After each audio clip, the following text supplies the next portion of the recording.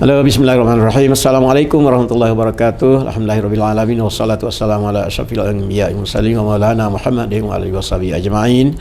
Subhanaka la ilma lana illa ma 'allamtana innaka antal alimul hakim wa la haula wa la quwwata illa billahil azim. Halo, apa khabar Cik Hakim kita?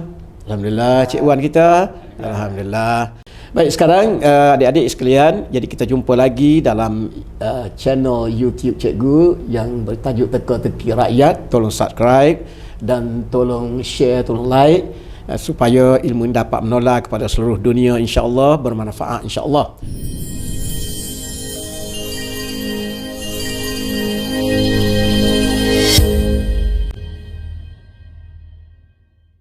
Kalau tak silap cikgu kemukakan dua soalan. Yang ini cikgu akan kongsikan jawapan bersama.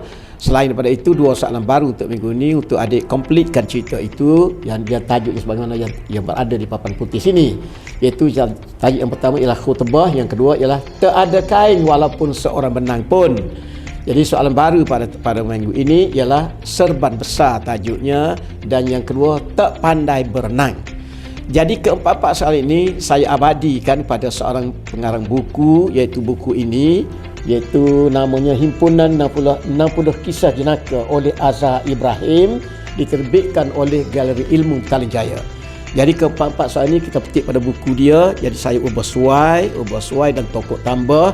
Jadi ceritanya sedikit. Jadi ceritanya berkisah di satu kisah. Baik, kisahnya ialah seorang yang bernama Mullah Nasruddin Hoja, yang ini penghibur pelipur lara pada zaman dulu, iaitu pada zaman Raja Timur Leng di Turki ataupun Anatolia. Jadi berlaku tak tahu berapa ratus tahun yang lampau. Jadi zaman Osmaniyah dan sistem berkhalifah, dan akhir kali ditakluk oleh Mongol. Jadi buku ini mengandungi 60 kisah. Jadi kita petik dari masa-masa pada buku ini untuk mendapat bersama dan mendapat restu, mendapat ganjaran daripada Allah SWT, kerana kita ikhlas menghuraikan ilmu atau menyebarkan ilmu. Jadi kepada saudara Azhar Ibrahim, terima kasih banyak-banyak, syukur kepada Allah, dan satu masa nanti kita akan berjumpa. Jadi halalkan pada cikgu mengambil idea Azhar Ibrahim ini, insya-Allah. Terima kasih. Okey, bismillahirrahmanirrahim. Jadi soalan yang pertama ialah kita huraikan tentang khutbah. Jadi pada masa Mullah Nasruddin Hoja ini, iaitu hero dalam cerita ni, dia ni seorang ilmuwan sufi dia ni. Dan dia ada humorous sikit, ada unsur Cina, nakal dia, penghibur lara lah dia ni, pengelipur lara. Jadi dia dijemput sekali-sekala ke masjid di Anatolia tu untuk memberi khutbah, sebab dia ni orang pandai ilmu agamanya, tapi dia ada unsur-unsur jenaka. Jadi semasa dia berkhutbah tu beberapa kali didapati pengalaman dia, orang makmum ataupun hadirin di masjid itu mendengar khutbah itu mengantuk tersengguk-sengguk. Kalau 1000 orang, 500 orang tersengguk-sengguk mengantuk. Jadi dia cari ikhtiar bagaimana nak mengatasinya. Beberapa cara yang lain tidak jadi. Akhir sekali timbul idea dia kata, semasa dia berkhutbah tu dia kata, api, deras dia katanya. Jadi makmum semua tersentak, terutama yang tidur tersengguk-sengguk itu. Mana api, keluar pada masjid sebab nak selamat diri dia ni. Okey, lepas itu apabila tenang elok, jadi makmum ni tanya Nasruddin, cabar dia, mana apinya? Yang tuan imam kata, tuan khatib kata ada api, mana apinya? Berbohong awak ni. Dia pun terus berkhutbah balik. Dia kata, api yang sedang menunggu anda semua ni berada di akhirat besok. Api itulah maksudkan api dalam khutbah saya ni. Sebab awak mari tu tidak bersungguh, mari mengantuk. Kita beribadat pada Allah ni, kita kena serius, kita kena betul-betul prepared. Mari sini dengar aku khutbah baik-baik. Jangan mari mengantuk sini, sisa api neraka lah nampaknya gaya. Na'udzubillah min zalik. Okey, sekarang apabila begitu orang pun faham lah. Jadi fatwa di sini, apabila awak nak pergi ke hari jemaat, sembahyang jemaat, jangan makan nasi lagi sampai 2-3 pinggan nak belum jemaat tu dah makan nasi dah. Jadi siapa di masjid mengantuk sebab kabur ini tarik kelopak mata awak ni ke bawah. Jadi ubatnya jangan makan nasi sebelum ke masjid, terutama hari jemaat. Balik tu makanlah beberapa pinggan pun, insya-Allah. Dan dalam hal ini seorang boxer ataupun tinju yang terkenal dunia, Muhammad Ali, ataupun nama asalnya Cassius Clay, dikatakan dia masuk Islam. Jadi dia nak pergi ke mana-mana pun dia bawa mancis begini. Dan Apabila sampai satu peringkat, dia ni tergoda banyak dengan womanizingnya, dengan judinya, dengan minum araknya. Jadi benda-benda tu tidak dikehendaki oleh Islam, dimurka oleh Tuhan.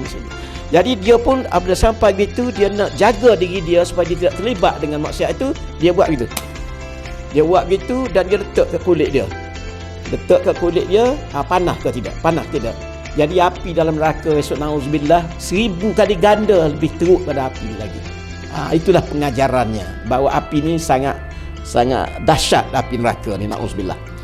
Baik, itu hujah yang pertama. Jawapan yang pertama. Jawapan yang kedua, tak ada kain walaupun seorang menang pun. Jadi tajuk ni saya ubah, ceritanya dalam buku ni juga. Baik, seorang pemuda dalam Anatolia tu, dia pergi mengembara ke sebuah negara maju. Jadi dia pergi beberapa bulan, orang pembimbang dia mati ke hidup tak tahulah. Jadi tiba-tiba dia balik. Balik tu orang tanya dia berhimpun. Ke mana awak pergi lama ni, dekat dengan setahun ni, pergi ke mana? Jadi dia pun dengan cara ego, dengan cara riak, dengan cara takaburnya, dia kata saya pergi ke luar negara, Pak, negara maju, kata. Jadi di situ apakah sesuatu yang aneh boleh anda kongsikan dengan kita ni? Jadi dia pun ceritalah tentang orang di sana. Dia kata musim panas sangat. Dalam rumah pun pakai tutup benda-benda yang sensitif tu saja, walaupun anak isteri pun. Tapi kalau di pemantaian, tempat piknik, langsung tidak ada benang, tidak ada seorang benang pun kain tu, tak ada. Jadi terbuka semua. Jadi dengan kata lain, bahasa kasar dia berbogel bulat, telanjang bulat. Itu budaya orang barat, macam itulah. Baik, sekarang jadi dia cerita dengan bangganya sekali. Jadi si Nasruddin ni, dia orang bijak, dia tanyalah soalan kepada pemuda ini. Dia kata bagaimana kita nak membezakan antara yang laki-laki dengan perempuan?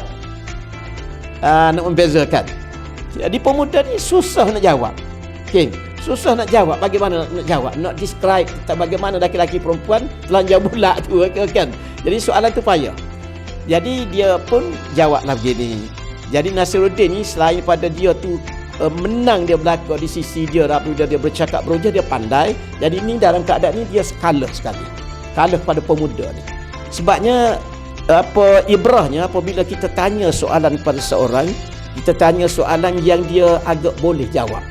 Jangan kita dah tahu dah jawapan, kita nak uji dia lagi. Tak boleh. Dalam agama kita tak boleh. Jadi dia macam nak uji.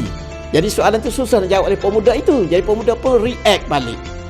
Dia mengenakan Nasruddin balik. Jadi Nasruddin ni kalah di antara banyak-banyak peristiwa tu, inilah dia kalah. Budak tanya, takkanlah tuan orang bijak tak tahu? Kalau perempuan laki-laki pakai pakaian pun kita boleh membezakan. Ini kan pula kalau tidak ada sehelai menang pun takkan tuan tak boleh membezakan. Kalau tuan tak boleh membezakan, something wrong with your eyesight. Mana rusak mata awak kalau tak membezakan. Jadi kena Nasruddin tu kepada pemuda tu. Jadi ibrahnya kalau kita tanya soalan, jangan kita memayah-mayahkan orang itu, menyusah-nyusahkan, jadi kena balik pada kita. Jadi kalau kita tahu dah jangan tanya. Kalau kelabu grey area tu baru kita tanya, nak dapat kepastian, terutama soalan-soalan agama. Jadi kena Nasruddin tu. Jadi budak tu bijak lagi maknanya. Tapi Tuhan kifaratkan dia tu maknanya seolah-olah muda ni sebab dia ceritakan benda yang maksiat di luar negara, balik sini. Kalau kita pergi luar negara, kita jangan cerita benda maksiat tu, cerita yang baik-baik. Sebab mengikut Sayyidina Ali karamullah wajah, dia kata benda yang baik walaupun negara kafir pun kita buat balik, buah dalam poket kita benda baik tu hak Islam, dia kata. Tapi kalau hak jahat maksiat tu janganlah diceritakan sangat. Ini dia ceritakan begitu berluasa sekali, begitu lumrah sekali ceritanya, galak sekali cerita tu. Itulah Nasruddin tanya dia tu. Tapi Nasruddin pun kena balik kepada dia. Okey, ada apa soalan tanya Kim? Okey, saya rasa tak ada soalan lah. Cuma untuk khutbah tadi, kita adalah cara untuk mengatasi mengantuk tu, iaitu cikgu cakap kurangkan makan sebelum ke masjid tadi. Okey, yang kedua adalah mengenai soalan tadi tu, soalan yang kita dah tahu jawapan dia tapi kita bertanya juga. So bagi saya mungkin ada betul jugalah pemuda menjawab begitu, pemuda tersebut tu menjawab begitu. Jadi kita ni kalau tahu jawapan tu apa, janganlah orang kata nak tanya uji soalan bukan. Jadi kita sambunglah untuk soalan yang baru hari ini, Cikgu. Jadi untuk hari ini saya kemukakan soalan baru, 2 soalan daripada buku ini juga, tapi cikgu telah ubah sesuaikan dari segi tajuknya dan kontennya sedikit sebanyak ubah sesuai dan tokoh tambah. Terima kasih pada Cik Azhar Ibrahim. Jadi soalan yang keduanya untuk adik sempurnakan cerita ini ada mengenai serban besar. Jadi Mullah ni dia keluar daripada kampung, dia pergi berburu. Dia naik keldai. Dia berburu tu orang kampung tengok Mullah ni, dia berkejar-kejar Mullah ni. Laki-laki, perempuan, budak, orang tua apa bekerja, bawa satu keping nota buku kertas dan bawa satu batang pen nak tulis catatan. Jadi kejar-kejar saya pun berfikir Nasruddin ni, Hoja ni. Apa aku dikejar ni, sebab apa aku salah apa? Sampai penghujung kampung tak boleh lari dia, sampai situ dia parit depan hutan ke, dia berhenti. Orang tu pun mari rapat. Kata, pasal apa awak kejar saya? Kamu semua kejar saya. Jawab salah seorang padanya, kata, kami kejar kerana nak belajar ilmu dengan awak. Awak pandai ilmu agama. Bagaimana awak tahu? Nasruddin kata kepada orang tu, ini serban besar awak pakai tu. Serban besar awak pakai tu. Jadi menunjukkan ilmu banyak lah. Okey, jadi adik komplitkan cerita, habiskan cerita itu. Bagaimana Nasruddin menjawabnya? Okey, itu dia. Soalan yang kedua ialah, ini cerita ni mungkin bukan Nasruddin sendiri, jadi cerita lain moden sikit ni. Seorang asal dari kampung itu, dia belajar-belajar, dia pandai, jadi profesor linguistik di salah sebuah universiti yang terkenal di Kuala Lumpur. Jadi balik tu sebab kenduri kampung dia tu, anak saudara dia balik dah seorang-seorang bawa beg jasmon. Jadi sampai pada Pak Penambang nak merang sungai, jadi budak tu angkat dia, perahu tu muat 2-3 orang saja. Jadi betulan budak pengendali perahu tu, bot tu dengan dia saja. Jadi budak ni bercakaplah dengan kebuntuannya, dengan cara kampungnya. Kampungnya dia kata, Pak Cik mari dari mana, apa-apa semua sekali. Jadi profesor tu maknanya dia ego, macam Allah, ego dia macam tak kebur lah dia ni. Mentah dia jadi profesor. Dia tinggal budak ni kecil lagi, budak ni dia umur dah dekat 62 sekarang jadi profesor linguistik. Dia kata, kamu bercakap dia betul. Dia kata, cakap dengan cara linguistik. Dia kata, aku tak faham. Dia kata, kamu panggil aku Pak Cik, aku bukan Pak Cik, panggil aku Prof. Aku profesor ni. Egonya dia je. Ego riaknya dia. Jadi padahal budak tu dia kenal dia kecil lagi, berkali keluarga dia juga pun tak tahu. Budak ni pun terkuyu, kenalah. Tak pandai linguistik, cakap tak faham, dia tak bukan. Okey. Jadi dalam perjalanan tu setengah sungai, jadilah satu peristiwa yang sangat mengerikan. Jadi cubalah adik komplitkan cerita ini. Peristiwa apakah yang menyebabkan terkena balik kepada profesor yang ego itu? Jadi cuba kerikkan satu cerita. Bagaimana budak tu boleh memulang balik, memulang paku buah kerah kepada profesor itu. Sebab dia ego sangat. Jadi sekianlah saja. Jadi harap-harap adik komplitkan cerita itu, okay? Jadi kita jumpa pada minggu depan, insya-Allah. Terima kasih, adik cuba cari jawapan dia, insya-Allah, dan cikgu akan share pada minggu depan. Sekian, terima kasih. Dan cerita semua ni Tuhan saja yang Maha mengetahui 100%, sangat mutlak.